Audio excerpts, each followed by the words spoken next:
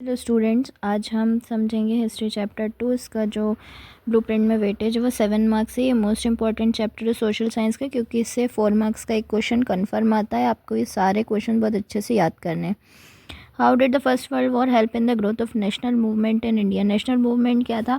जब ब्रिटिशर्स के ख़िलाफ़ जो है वो लड़ाइयाँ शुरू हो गई थी, लोगों के अंदर जागरूकता फैली थी। तो ऐसा क्या हुआ था फर्स्ट वर्ल्ड वॉर के दौरान कि लोग जो हैं वो जागरूक हो गए थे कि हमें ब्रिटिशर्स से आज़ादी चाहिए। Increase in defense expenditure was financed by raising custom duties and introducing income tax in India। क्या हुआ था? ब्रिटिशर्स ने इनकम टैक्स लगा दिया था कि अब टैक्स लेंगे हम सभी से। क्यों लेंगे? क्योंकि उनको पैसा चाहिए था वर्ल्ड वॉर लड़ने के लिए, उनके डिफेंस के लिए चाहिए था, उनकी आर्मी के लिए चाहिए था। Indians were forcibly recruited in the British army. British army में ज़बरदस्ती इंडियंस को ले जाके लड़वा रहे थे, वॉर लड़वा रहे थे। अरे किसी को नहीं लड़ना है, लेकिन ज़बरदस्ती फोर्सिबली फोर्स कर करके उनको रिक्रूट करना है, यानी कि जॉब देना होता है। फिर crops failed in many parts of India resulting in acute shortage of food. उसी टाइम पे बहुत ज़्यादा फसल भी बर्बाद हो गई थी, तो खाना भी बहुत कम पड़ने लगा था लोगों के लिए। 12 to 13 मिलियन पीपल, 12 से 13 लाख लोग, मिलियन लोग जो है वो मर चुके थे फेमाइंस और एपिडेमिक से, यानी महामारी फैल चुकी थी, बीमारियां फैलती थी। ड्यूरिंग द वॉर ईयर्स 1914 में फर्स्ट वर्ल्ड वॉर स्टार्ट हुआ था 1918 तक के लिए। तो गुड्स प्राइस जो थे वो डबल हो चुके थे, यानी सामान के प्राइसेस भी बहुत ज़्यादा दुगने हो गए थे। तो अब ये सारी परेशानियां इंडियंस झेल रहे थे, इसलिए उनको लगा कि यार ब्रिटिशर्स हमारे लिए तो कुछ कर नहीं रहे, हमको अब आज़ाद हो जाना चाहिए। Why were Indians outraged by the Rowlatt Act. और आउटरेज्ड यानी रेज यानी गुस्सा होता है, आउटरेज यानी बहुत ज़्यादा गुस्से में आ गए थे वो। काय के लिए? रोलेट एक्ट लगने के बाद। रोलेट एक्ट क्या होता है? Indians had hope that after the war their hardships would be over and the government would take step to improve their condition. यानी जब फर्स्ट वर्ल्ड वॉर ख़त्म होगा तो जो है वो गवर्नमेंट, जो ब्रिटिश गवर्नमेंट है, उनके लिए कुछ अच्छा करेगी।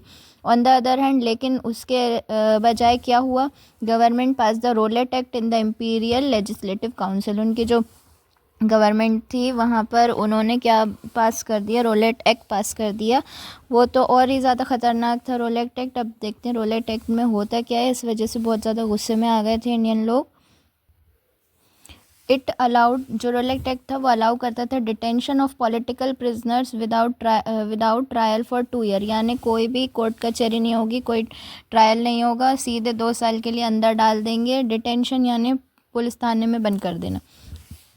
जो भी पॉलिटिकल प्रिजनर्स थे, यानी जो क्या होते थे, जो मतलब जो कि आज़ादी के लिए लड़ते थे, उनको अगर उन्होंने कोई भी रैली निकाली, कोई भी गवर्नमेंट के ख़िलाफ़ कुछ भी करा, प्रोटेस्ट करा, तो 2 साल के लिए उन्हें डायरेक्ट अंदर कर देंगे। Rowlatt Act was considered as black law and the Indian decided to oppose it by civil disobedience.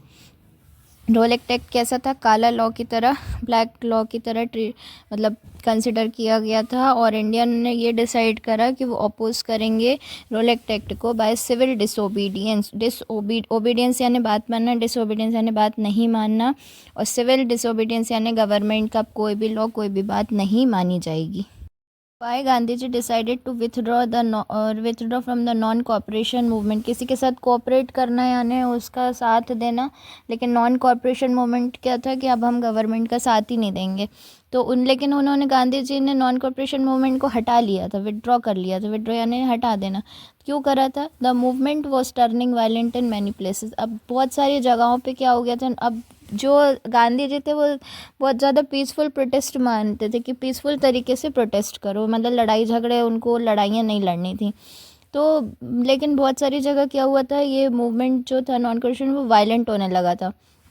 In Chauri Chaura village in Gorakhpur district UP.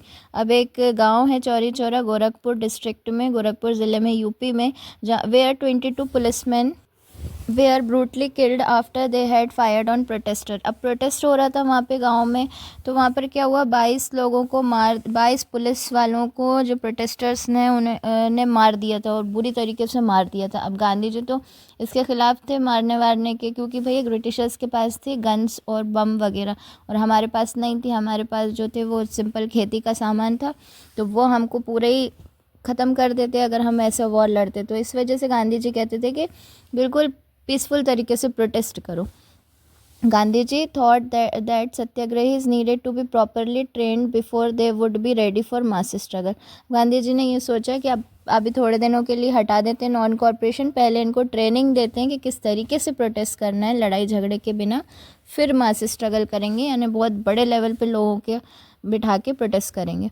There had been disturbances in Madras and Calcutta also. Madras और कलकत्ता में भी ऐसे ही कुछ हुआ था. That is why Gandhi ji decided to withdraw from the non corporation movement. इसीलिए गांधी जी ने डिसाइड करा कि नॉन कॉर्पोरेशन मूवमेंट जो है वो हटा देना चाहिए. Is meant by the idea of Satyagraha. The term Satyagraha combines the word Satya and आग्रह. अब सत्य यानी क्या होता है? ट्रुथ होता है, सच्चाई होती है, और आग्रह करना यानी किसी से परसुएड करना, किसी को मनाना. तो सत्याग्रह यानी सच्चाई से मनाना. तो गांधी जी का सत्याग्रह जो कॉन्सेप्ट था वो ये था कि हम जो ब्रिटिशर्स है वो सच से उनसे आग्रह करेंगे, यानी हम उनसे रिक्वेस्ट करेंगे सच्चाई का साथ देते हुए, तो वो शायद जो है वो मान जाए. मतलब the idea of satyagraha emphasise किस पे एम्फेसाइज करता है? द पावर ऑफ ट्रुथ, सच्चाई की ताकत पे. And refusing to cooperate with the injustice without using the violence. बिना लड़ाई झगड़े के, बिना वायलेंस के कॉपरेट नहीं करना है. किसके साथ? इनजस्टिस के साथ. मतलब कुछ अगर आपके साथ गलत हो रहा है तो उसके साथ आप कॉपरेट नहीं करिए, लेकिन वायलेंस भी नहीं होना चाहिए. सत्याग्रह किस पे एम्फेसाइज करता है? पावर ऑफ ट्रुथ पे. फिर satyagraha was a noble method of mass struggle introduced by Gandhi ji. Gandhi ji ने ये मास स्ट्रगल यानी बहुत बड़े लेवल पे लोगों को इंक्लूड करके सत्याग्रह एक जो था वो मास स्ट्रगल था, किसने इंट्रोड्यूस किया था? महात्मा गांधी जी ने. Gandhi ji use the tool of satyagraha to organise peaceful protest against British and their policies. जो भी ब्रिटिश गवर्नमेंट थी, उनकी पॉलिसीज़ थी, उनके खिलाफ जो है वो एक इन्होंने हथियार की तरह, टूल की तरह इसे यूज़ करा था, लेकिन पीसफुल प्रोटेस्ट करना था, लड़ाई झगड़ा नहीं करना था. Mahatma Gandhi believe that this dharma of non violence would unite all Indian. अब ये जो नॉन वायलेंस का तरीका था, ये सभी ऑल इंडियंस को यूनाइट भी कर सकता था.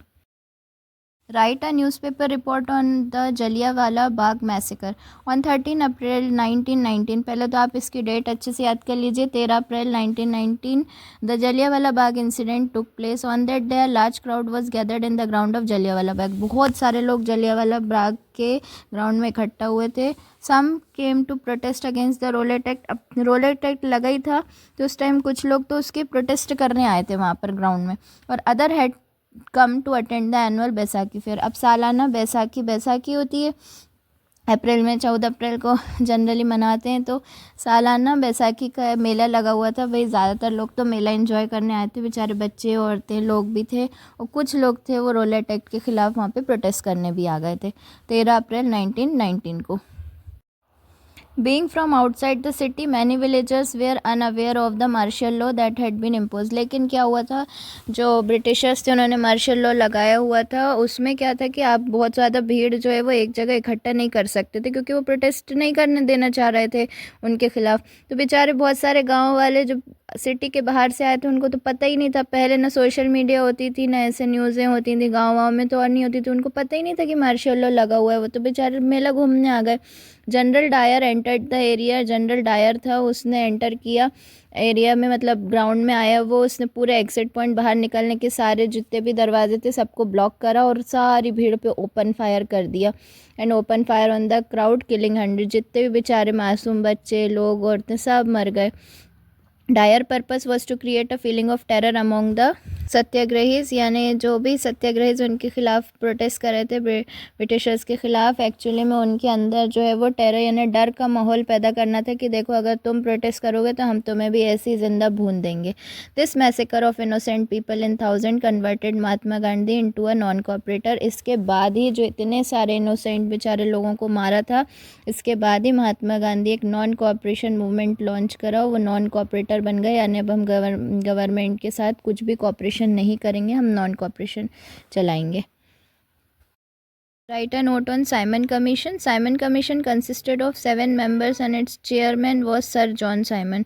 Simon Commission जो थी वो 7 मेंबर्स की एक कमेटी थी, और उसका जो हेड था, चेयरमैन था, वो था कौन, Sir John Simon. In 1919 the British government declare that the Simon Commission would be sent to India to question the working of the Indian constitution. 1919 में ही डिसाइड कर लिया था ब्रिटिश गवर्नमेंट ने कि ये जो 7 मेंबर उसका हेड है, इसको इंडियन कॉन्स्टिट्यूशन को मतलब देखने के लिए कैसे काम कर रहा है ये, उसको और चेंज वगैरह करने के लिए ये कमेटी फॉर्म हुई थी। आफ्टर 10 साल बाद the British after 10 year the British government appointed the commission इन 1927। इन्होंने परफेक्टली अपॉइंट करके इंडिया भेजा था 1927 में।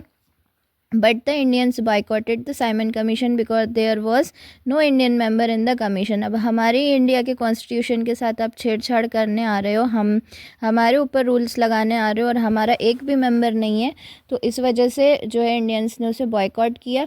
The Indian National Congress, the Muslim League and other parties decided to oppose Simon Commission. सारी जो पार्टीज़ थी उन्होंने भी साइमन कमीशन को अपोज किया। They also held a black flag demonstration with the slogan Simon go back. काले झंडे लेके खड़े हो गए थे और सभी ने नारे लगाए थे Simon go back, Simon go back. Video अच्छी लगी हो और समझ में आई हो तो प्लीज़ लाइक करिए, कमेंट करिए, share with your friends and subscribe my channel. Thank you so much.